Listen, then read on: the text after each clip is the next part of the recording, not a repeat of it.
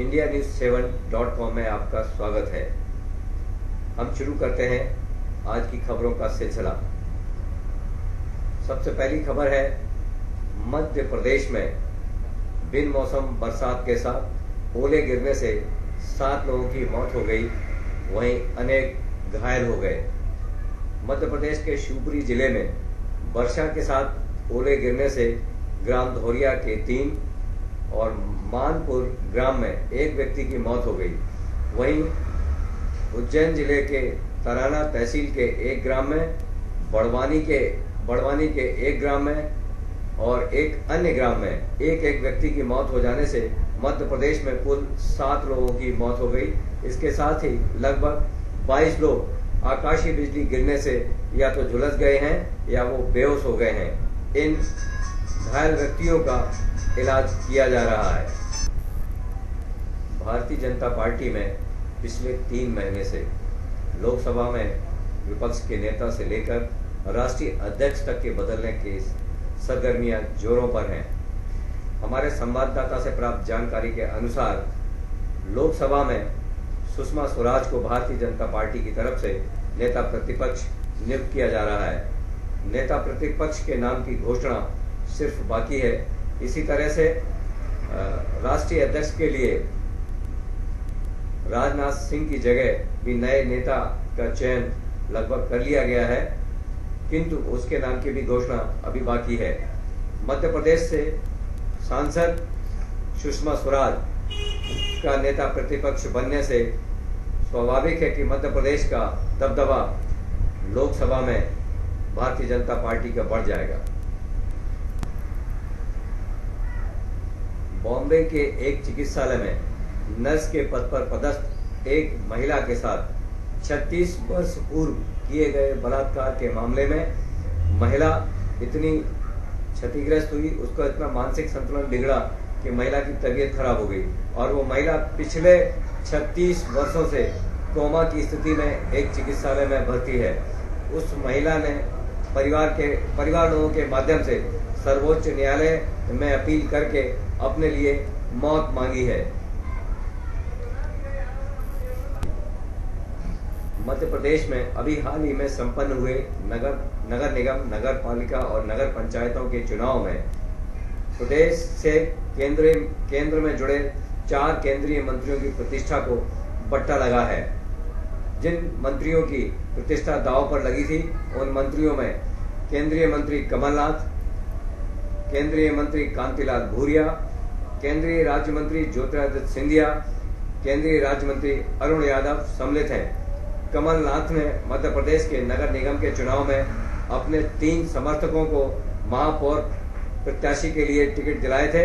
वहीं ज्योतिरादित्य सिंधिया ने ग्वालियर से, कांतिलाल भूरिया ने रतलाम से और अरुण यादव ने खंडवा और बरहानपुर से अपने अपने समर्थकों को महापौर के पद पर प्रत्याशियों के लिए टिकट दिलाकर चुनाव लड़ाया था।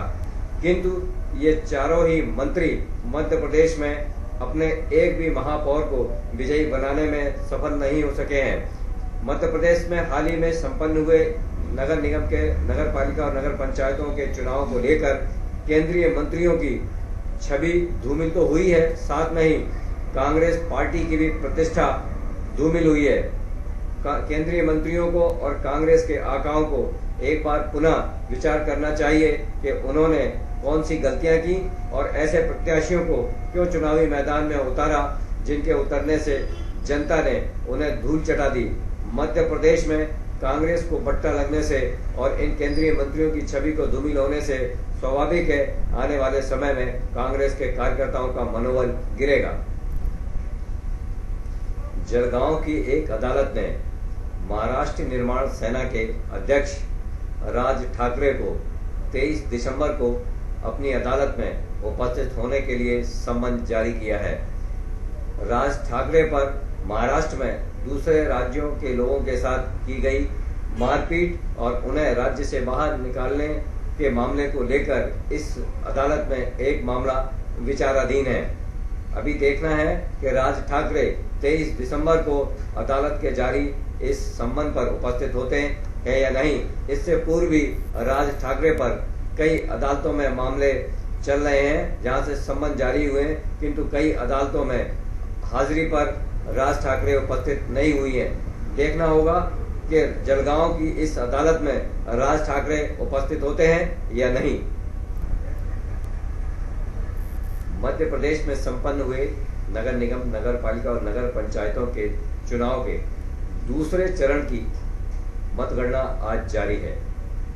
आज जिन क्षेत्रों की मतगणना हो रही है उनमें नगर निगम रतलाम सहित 23 नगर पालिकाएं और 122 नगर पंचायतों के चुनाव परिणाम आना बाकी है। पहले चुनाव परिणामों में मध्य प्रदेश में भारतीय जनता पार्टी ने कांग्रेस पार्टी को शिकस्त देते हुए बढ़त बना रखी है। मध्य प्रदेश के 13 नगर निगमों में से 7 पर भारतीय जनता पार्टी, 2 पर कांग्रेस और 2 पर बहुजन समाज पार्टी के प्रत्याशियों ने विजय हासिल की है। वहीं सागर में किन्नर ने निर्दलीय प्रत्याशी के रूप में कमला अबुआ जिनका नाम है, इन्होंने 43,338 मतों से भारतीय जनता पार्टी और कांग्रेस के प्रत्याशियों को शिकस्त देकर महापौर का पद हथिया लिया है। मध्य प्रदेश में किन्नर समाज के किसी व्यक्ति द्वारा यह तीसरी राजनीतिक सफलता है। इससे पहले भी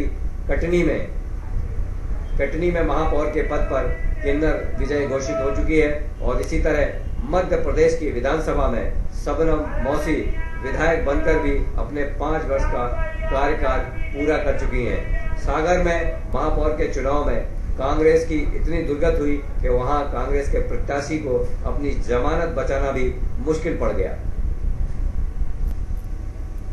अब शेष फटाफट खबरें। माओवादियों ने काठमांडू पर कब्जे की घोषणा की।